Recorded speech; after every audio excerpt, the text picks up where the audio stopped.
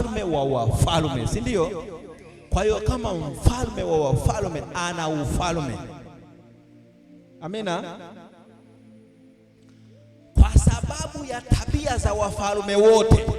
Sasa ukirudi kufikiri wafalme wote, amina, tuliona kila mfalme ana interest, ana matakwa yake, ana mawazo yake, kila mfalme, amina, na mawazo yake ndiyo yanayoendesha watu.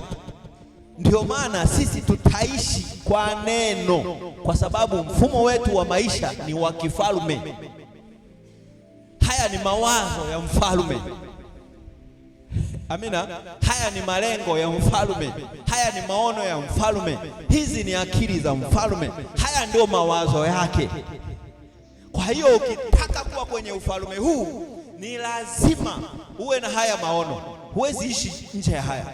Kwa nini? Ndivyo ufalme unavyoishi, ndivyo ufalme unavyojiendesha.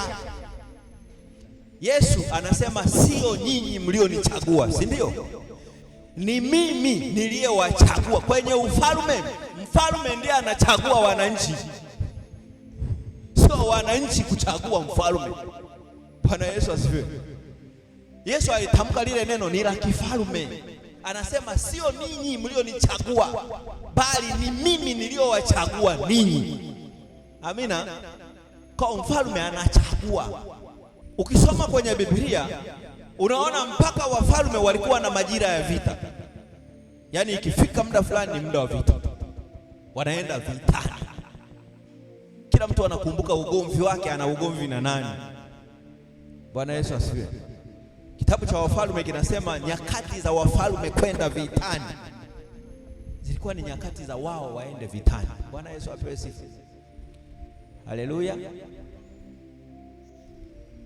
Sasa kwa nini wafalme walikuwa wanaenda vitani? Walikuwa wanaenda vitani, moja, kutaka ardhi, kupanua hozi, kupanua eneo lake la utawala. Bwana Yesu asifiwe. Kupanua eneo lake la utawala. Amina. Mbili, kuongeza idadi ya watu kwenye ufalme. Tatu, kuongeza uchumi. Ndio maana walikuwa wakiteka, wanateka mateka, wanachukua mali. Sasa hiyo ni karakta za wafalme wote, kuongeza eneo la utawala, kuteka mali na kuongeza idadi ya watu anaowatawala, kwa sababu mfalme ana tabia za kuchagua watu. Bwana Yesu asifiwe. Sasa huyu Mungu wetu na Bwana wetu ni mfalme wa wafalme. Amina. Anao ufalme wake tayari, unaitwa ufalme wa Mungu. Amina. Unaitwa ufalme wa Mungu.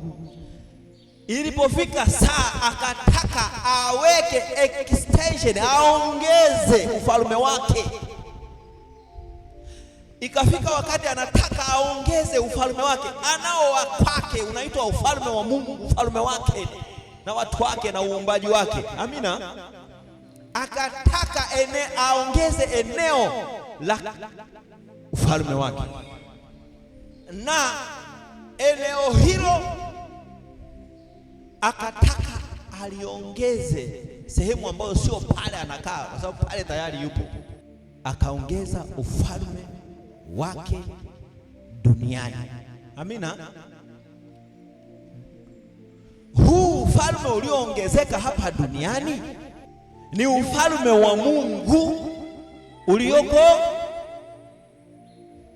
duniani, si ndio? Huu unaitwa ufalme wa wapi? Ufalme wa mbinguni. Yesu asifiwe.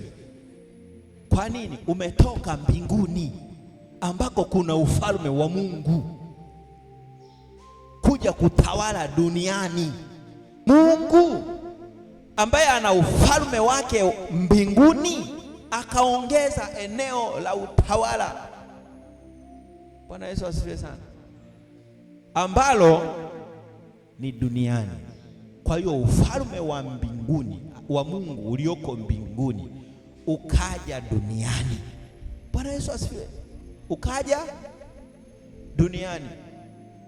Ulipokuja duniani, sisi ambao ndio watawala kwa niaba ya utawala mkuu ulioko mbinguni, tunasema huu ufalme ni wa wapi?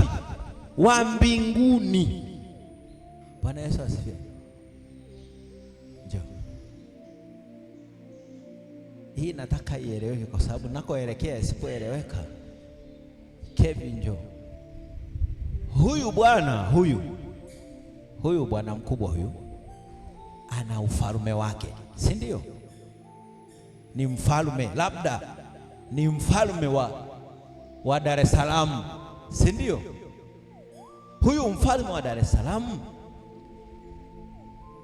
akitaka kuongeza ufalme wake, kupanua eneo lake la utawala, si ndio?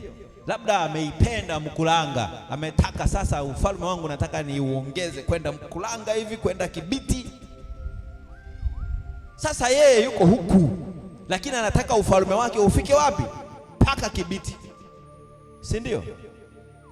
Zamani za wafalme alikuwa anaenda vitani na mfalme wa Kibiti, anampiga, anamnyang'anya ardhi. Amina. Anamchukua kijana wake ambaye atakuwa na cheo cha mfalme, anampeleka Kibiti.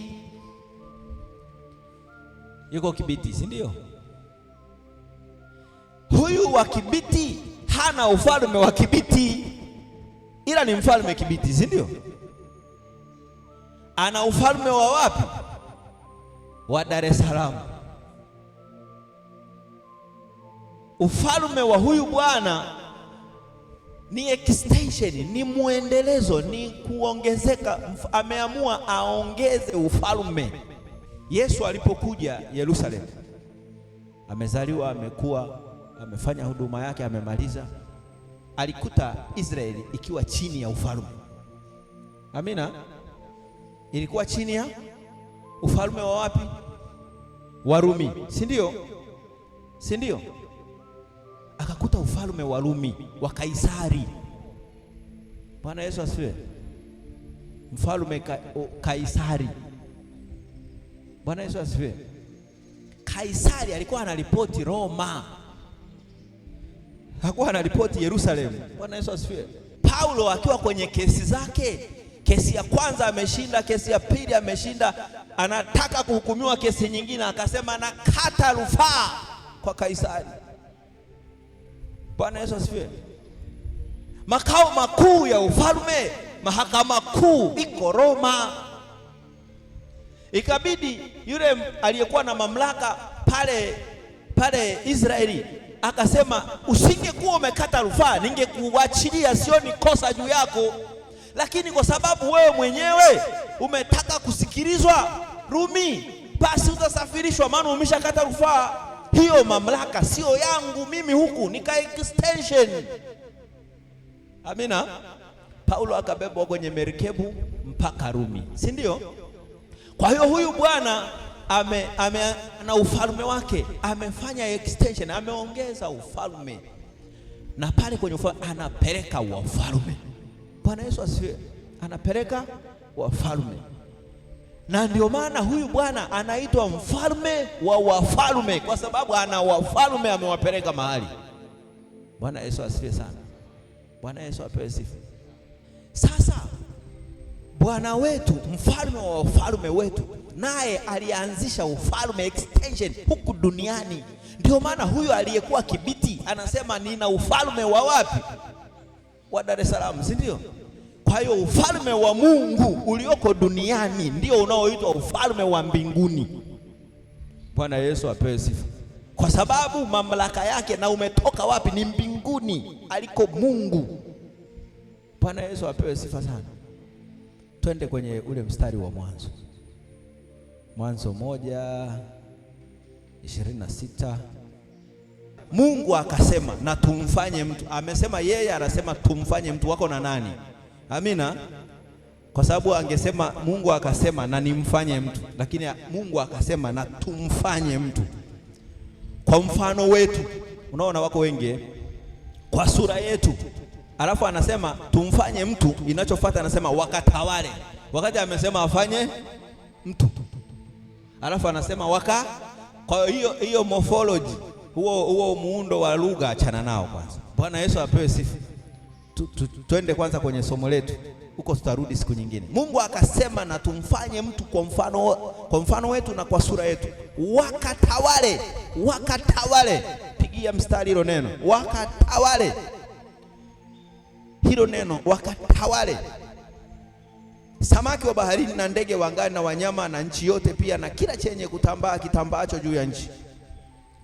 Nataka uone hilo neno wakatawale. Twende kwenye King James. King James inasema hivi, inasema and God said let us make man in our image after our likeness and let them have dominion. Hilo neno wakatawale, let them have dominion. Bwana Yesu asifiwe. Ni neno la tafsiri ya Kiingereza dominion kwa Kiingereza. Bwana Yesu asifiwe. Tuliona kwa Kiyahudi ni mamlaka. Bwana Yesu asifiwe sana. Bwana Yesu apewe sifa. Sasa anataka tuone tu hilo neno dominion. Anasema let them have dominion over the fish of the sea and over the fowl of the air. Chana na huko. Hilo neno tu tulitaka tulipate tu hilo dominion. Bwana Yesu asifiwe. Hilo neno dominion ni neno la kifalme. Amen. Linalotoka kwenye neno ufalme kwa maana ya kingdom. Bwana Yesu asifiwe. Eneo la mfalme analotawala mfalme. Bwana Yesu asifiwe. Mfalme wanamuita king, si ndio? Huyu mfalme eneo lake la kutawala linaitwa domain. Bwana Yesu asifiwe. Ndio maana ufalme unaitwa kingdom. Ni king na domain. Kimsingi ni king domain. Bwana Yesu asifiwe. Neno kingdom ni maneno mawili. Kuna mfalme na ufalme wake, domain. Bwana Yesu asifiwe. Haleluya. Ndio tunapata hilo neno moja linaitwa kingdom. Bwana Yesu asifiwe, kwa maana ya ufalme. Amina. Lakini ni maneno mawili, king na domain. Kwa hili ni neno la kiutawala. Haleluya. Sisi hapa Tanzania tumetawaliwa na ufalme wa Uingereza, si ndio? Ndio maana sisi tunaitwa koloni la Uingereza. Ni domain ya wapi? Ya British. Amina. British colony, sisi Kenya, Waganda. Amina. Tukatawaliwa na mfalme wa Uingereza. Kwa hiyo na huyu mfalme haya ni mawazo yake. Kuna saa itafika tunasema Baba katika jina lako ni mkuu, mfalme wa wafalme, hakuna kama wewe. Kuna wakati tunasema Ramanda Rababo Jerekerebasa. Mawazo ya huyu mfalme wetu, hatuwezi kuishi nje ya mawazo yake, kwa sababu ufalme ndivyo unavyojiendesha. Bwana Yesu asifiwe.